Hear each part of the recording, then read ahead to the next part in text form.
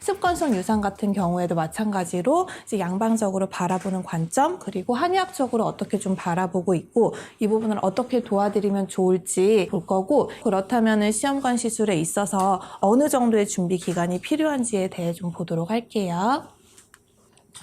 그럼 습관성 유산에 대해서 좀 보도록 할게요. 습관성 유산은 임신 20주 이전에 이제 3번 이상으로 연속적으로 유산이 반복이 되는 경우에요. 그렇다면 이 부분에 대한 원인을 잘 살펴보고 예방을 하는 부분이 정말 중요하겠죠. 자, 이제 그래서 습관성 유산 관련 검사들, 일단 초음파 검사, 그리고 그 여성 호르몬 검사 진행하고, 이제 자궁 난관 조영술에 대한 부분, 그리고 4번에 있는 부분은 여성 호르몬은 아니기는 하지만 유산에 영향을 미치는 호르몬들이죠. 갑상선 자극 호르몬, 그리고 유주분비 호르몬에 대한 부분, 그리고 항인 지질 항체 검사, 혈액응고 검사, 부부 염색체 검사하고 이제 자연 살해 세포, NK셀에 대한 검사까지 이제 진행을 하게 돼요. 이 부분도 요인별로 조금 더 살펴볼게요. 여기서는 일단 첫 번째로 유전학적인 요인이죠. 그래서 염색체 이상이 발견되는 경우에 이제 정상적이지 않은 배아를 선별을 하기 위해서 착상 전에 이제 유전자 진단을 하는 거고, 이거를 PGD라고 불러요. 그래서 부부가 유전질환이나 염색체 이상 같은 문제를 가지고 있는 경우에 시행을 하게 되고, 그 46개 염색체에 대한 부분 이상 검사를 다 하게 되는 거예요. 이런 과정을 통해서 정상적인 유전자를 가진 아이가 태어날 확률이 높아지게 되는 거죠. 그래서 과정을 조금 간단하게 보자면, 과배란 유도한 다음에 난자를 채취하게 되잖아요. 그럼 이 채취하고 이제 수정란을 만들게 돼요. 그러면 배양 과정에서 진행이 되게 되는 거예요. 수정란으로부터 1개에서 2개의 세포를 떼어내서 유전자 검사를 해서 이제 정상 염색체인 것만, 건강한 배아만 선별을 해서 여성의 자궁에 이식을 하게 되는 거고, 배양 중에 세포를 채취했을 때 문제가 되는 부분은 없나요? 라는 질문 많이 하시는데, 사실 2단계에 있어서는 채취를 해도 다시 또 분열을 해서 완전하게 형태를 이루는기 때문에 크게 걱정은 하지 않으셔도 될 것 같아요.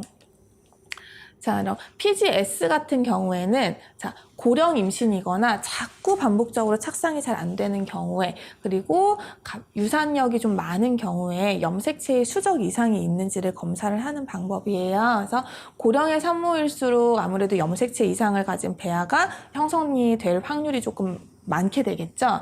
그래서 PGS를 시행을 하면 비정상적인 염색체를 가진 배아가 이식되는 것을 방지를 해서 이 부분도 마찬가지로 건강한 아이가 출산할 확률을 이제 높여주기 위해서 진행을 하는 거고, 수적 이상이라는 부분을 조금 간단하게 볼게요. 일단은 염색체 개수가 46개여야 되는데 이 46개가 아닌 수적 이상을 이제 이야기하는 거거든요.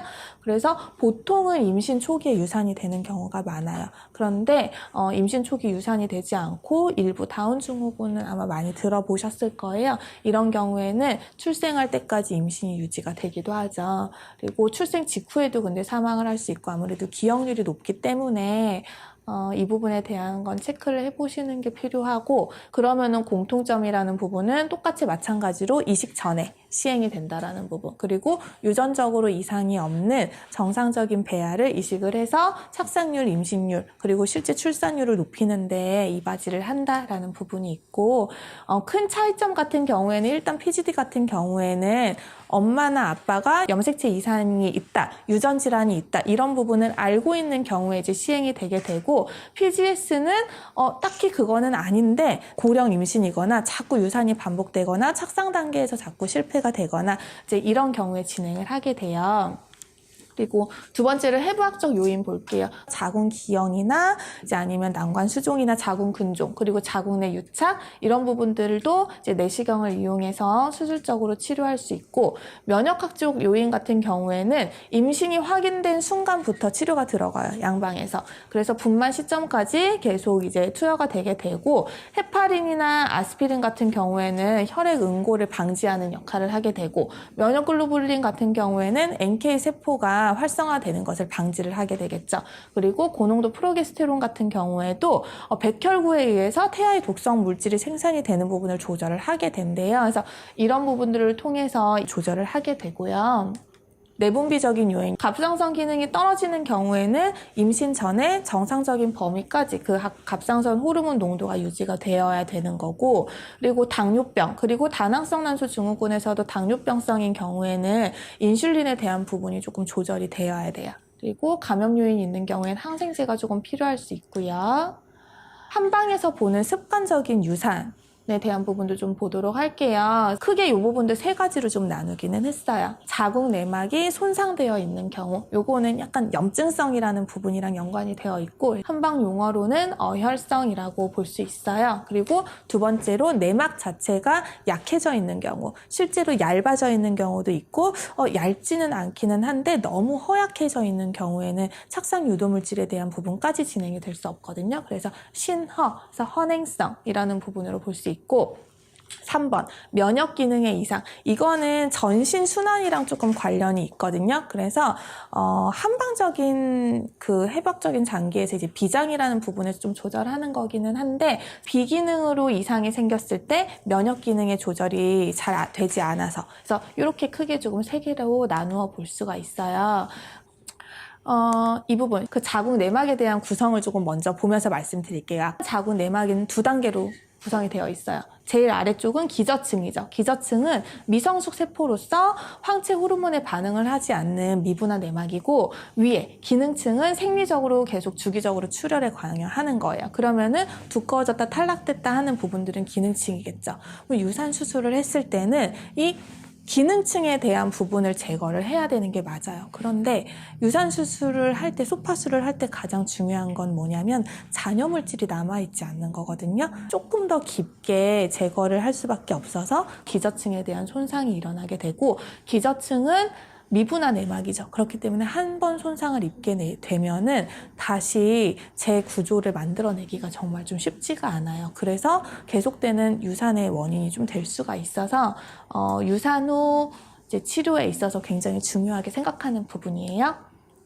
자, 그러면 1단계 자궁 내막 증식기죠. 배란 전까지 이루어지는 부분이에요. 점점 두터워지는 시기라고 보시면 돼요. 그래서 난포에서 분비하는 호르몬의 영향으로 자궁 내막이 증식해서 점점 두꺼워지는 시기고, 그리고 세포 자체도 키가 커지는 시기죠. 그리고 이 안에서 세포 분열이 굉장히 많이 이루어지는 시기예요. 쉽게 표현해서 덩치가 커지는 시기라고 보시면 돼요.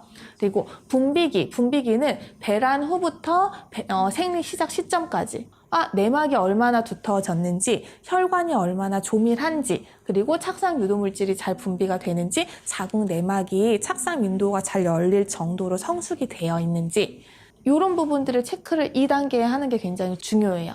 그래서 이 부분을 조금 더 볼게요. 배란 후에 이틀 정도가 지나면 지방이나 글리코겐이 풍부해지고, 그리고 상피세포의 기저부에 소공들이 나타나게 되고, 그리고 생리주기 19일에서 20일째 정도가 되면은 분비 기능이 굉장히 왕성해지게 되고, 21일째가 되면 간질의 부종, 약간 부어오른다고 보시면 돼요. 이런 부분이 나타나면서 이 과정을 통해서 23일째에 나선형으로 소동맥이 생기게 돼요. 그러니까 혈관 분포라는 부분이 잘 진행이 된다는 거거든요. 그리고 25일에서 26일째에 백혈구의 침윤이 더욱 심해지고 간질의 탈락막 현상이 광범위하게 진행이 된다. 28일째에는 생리에 대한 부분이 괴사, 그리고 탈락이 시작이 되는 거죠. 내막은 이 탈락되자마자부터는 괴사, 그러니까 죽는 거예요. 그러니까 썩는 부분이 진행이 돼요. 그렇다면은 탈락 현상, 그리고 이게 배출되는 현상이 잘 진행되지 않는다라고 한다면 이 썩은 부분들이 자궁 안에 계속 남아있게 된다라고